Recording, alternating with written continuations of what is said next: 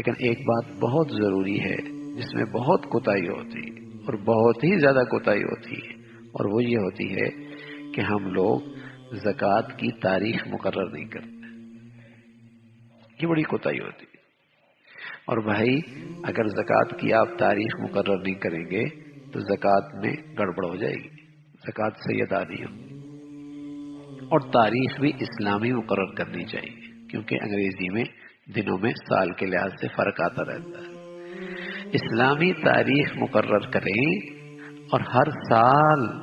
اس تاریخ پہ اپنی تمام مالیات کا حساب مکمل کر لیا کریں۔ مثلا یکم شعبان ہے، آپ نے 10 دن پہلے سے اپنی تمام مالیات کا حساب کرنا شروع کر دیا، اور یکم شعبان کو آپ کی مالیت کا حساب ہو گیا کہ آپ کی کل مالیت اتنی ہے اور اتنی زکوٰۃ بنتی ہے۔ بس یہ ضروری ہے، کیونکہ اگر آپ نے یہ نہ کیا اور آپ نے زکوٰۃ پہلے دے دی، زکوٰۃ کا حساب پہلے کریں، تو 2-3 دن کے اندر جو رقم آئی اس میں بھی تو زکوٰۃ فرض تھی، وہ کیوں نہیں کی؟ ہر مال پہ سال گزرنا ضروری نہیں۔ اگر ایک آدمی مالدار ہے اور 2 دن پہلے یا 1 دن پہلے اس کے اندر اور مال بھی شامل ہو گیا تو اس کو بھی دیگر مال کے ساتھ ملا کر زکوٰۃ دیں گے۔ اگر اس زکوٰۃ کی تاریخ سے 1 دن پہلے آپ نے اپنے بیٹے کی شادی کر لی اور اس میں لاکھوں روپے لگا دیے اور اس کو 1-2-3 مکان بھی دے دیے تو ظاہر ہے وہ زکوٰۃ سے نکل گئی، اس پہ زکوٰۃ نہیں ہے، اس پہ زکوٰۃ نہیں۔ اس لیے کہ اگر ہر مال پہ زکوٰۃ پہ سال لگانا لگ گئے تو پھر تو کام ہو جائے گا، پھر کیسے حساب کرے گا آدمی؟ تو شریعت نے آسانی کی ہے کہ زکوٰۃ کی تاریخ مقرر کرو اور اس زکوٰۃ کی تاریخ سے پہلے جتنا مال شامل ہو گیا، جس دن زکوٰۃ کی تاریخ ہے اس کو سب کو شامل کر کے ٹوٹل کر لو، اور اس زکوٰۃ کی تاریخ سے بھی جتنے پہلے خرچ ہو گیا سو خرچ ہو گیا، اس پہ زکوٰۃ نہیں، چاہے 1 دن پہلے خرچ ہوا پورا سال اس پہ گزرا ہے، 5 دن پہلے خرچ ہوا پورا سال اس پہ گزرا ہے، 20 دن پہلے خرچ ہوا پورا سال اس پہ گزرا ہے، کوئی بات نہیں، اس پہ زکوٰۃ نہیں۔ تو ظاہر ہے جب آپ تاریخ مقرر نہیں کریں گے تو زکوٰۃ کیسے ادا ہوگی؟ زکوٰۃ ممکن نہیں ادا کرنا صحیح طریقے سے۔ تو یہ بہت بنیاد، اور اب تک اگر تاریخ مقرر نہیں کی تو آئندہ مقرر کر لینا چاہیے کہ اس تاریخ کو میں اپنی تمام مالیات کا حساب ہر سال کروں گا۔ پھر بے شک اس کو 1 مہینے کے اندر آہستہ آہستہ اپنی ساری زکوٰۃ دے دے، 2 مہینے کے اندر دے دے، بلکہ اس سے بھی اچھی شکل یہ ہوتی ہے کہ آدمی پہلے سے زکوٰۃ دینا شروع کر دے پورے 12 مہینے، جو بڑی زکوٰۃ ہوتی ہے نا پورے سال۔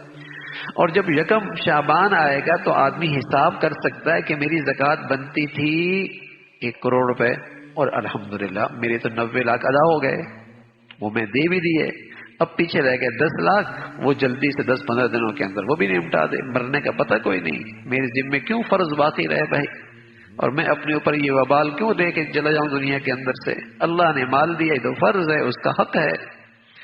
تو بہتر شکل یہ ہوتی ہے کہ آدمی پہلے سے پورا سال زکوٰۃ دیتا رہے، نہ یہ کہ سال پورا ہو گیا اور اب زکوٰۃ دینا شروع کر دی اور پورا سال بھی گزر گیا، زکوٰۃ اب بھی اس پاس پڑی ہوئی، یہ درست نہیں ہے۔ جب زکوٰۃ فرض ہو گئی تو جتنا جلدی ہو سکے اسے نکال دے۔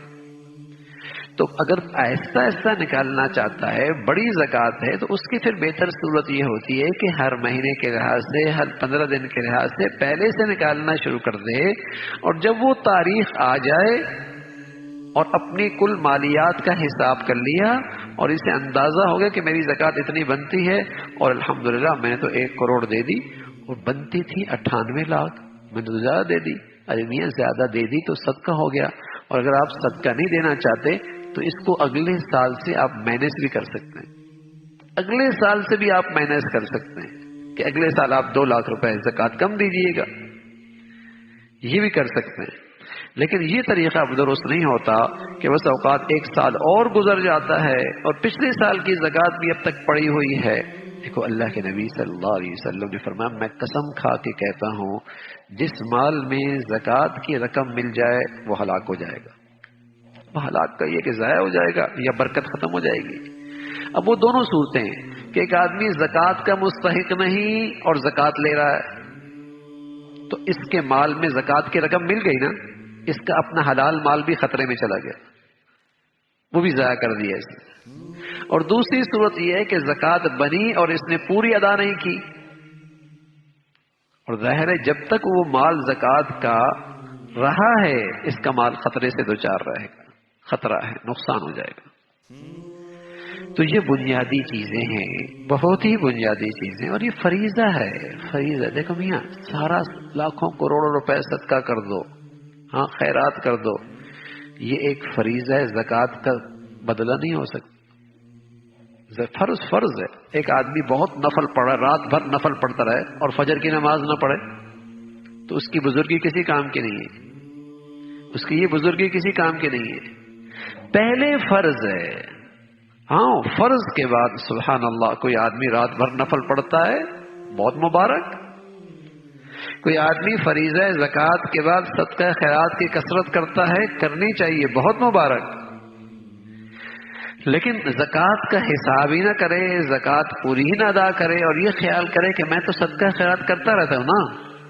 نہ میاں، یہ نہیں۔ زکوٰۃ کا فریضہ ضروری ہے، وہ فرض ہے۔ نفلی صدقہ خیرات فرض کے قائم مقام نہیں ہو سکتا، ہاں اس کی کمی پیشی پوری کر سکتا ہے، لیکن یہ ہے کہ وہ پورا ادا کرے۔ جیسے ہم فرض نماز تو پڑھے نا، پھر نفل پڑھتے ہیں، جو تھوڑا بہت بے خیالی سے نماز پڑھ لی، بے دھیانی سے نماز پڑھ لی، خشوع کے بغیر نماز پڑھ لی، اس کمی کو ہماری نفلی عبادت پوری کر دیں گے، نفلی عبادت سے وہ پوری ہو جائے گی۔ تو یہ بنیادی چیزیں ہیں زکوٰۃ کا معاملے میں، کہ وہ جن کن مالوں پر وہ فرض ہوتا ہے اور سال میں ایک بار ہوتا ہے، اور اس سال کی تاریخ بھائی مقرر کرنا، اپنی ڈائری میں آدمی لکھ لے تاکہ ہر سال اس تاریخ تک اپنی مالیات کا حساب مکمل کر لے۔ ایک مسئلہ زکوٰۃ ہی کے متعلق ہے۔ زکوٰۃ کا مستحق جہاں ایک غریب آدمی ہے، وہاں یہ شرط ہے کہ وہ مسلمان ہو،